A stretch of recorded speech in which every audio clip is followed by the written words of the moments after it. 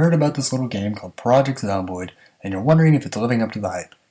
Let me tell you from my personal experience thus far, this game is fantastic. This is a little game developed by Indie Stone, and from my previews thus far, I must say I'm very excited for where this game is going.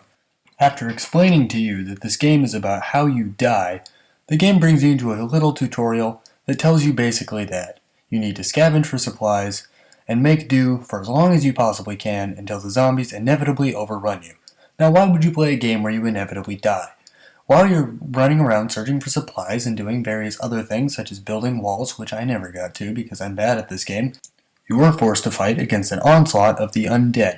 Because of the game's isometric camera and cone field of view, the zombies can sneak up on you quite easily, often jumping you around corners or inside of buildings, so you have to be careful. While you're scavenging supplies, you are constantly seeing these little pop-ups called moodles. These moodles are your character's mood and often describe whether your character is in danger, injured, hungry, or have some other status effect. While plenty of survival horror games have attempted to use emotions to make their games more realistic and harder, no game seems to have done it quite as well as Project Zomboid. These moodles can single-handedly ruin an entire playthrough, no matter how well off you thought you were. Upon choosing to start your game in either Mildra or West Point, Kentucky, your character is placed into a small building that generally has a few decent supplies in hand. Make sure to check the starting building before venturing off. You are immediately assaulted by zombies. Not always immediately attacked, but they are always nearby and your character is always aware of them, through moodles or through your own perception. One mistake new players often make is attempting to fight zombies head-on. This is a big mistake in Project Zomboid. Even a single zombie can overrun you and destroy your entire playthrough. That's one thing that sets Project Zomboid apart from many of its other survival horror genre sharing games. In this game, zombies are actually a threat. In many other survival horror games, zombies are hardly a threat past the first couple of days. You eventually become well armed enough to fight off the zombie hordes all on your own.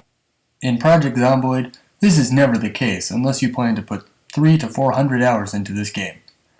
According to the Cromulent Archer, a YouTuber who plays this game quite frequently, he has said that you will be very bad at the game for your first 20 to 30 hours.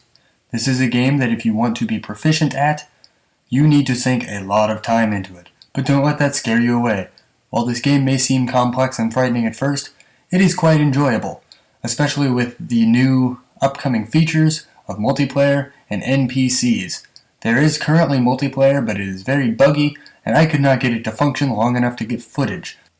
That being said, the single player of Project Zomboid is top-notch, and if you're looking for a new zombie survival horror game, you should definitely check this game out. I give this game 7 out of 10, only because it's in early access and is still very much in development. I'm very excited to see where this game goes in the future. I'll keep my eye on it. Thank you so much for watching this review. I am Fluffless Formulations, and hopefully you have enjoyed. Peace.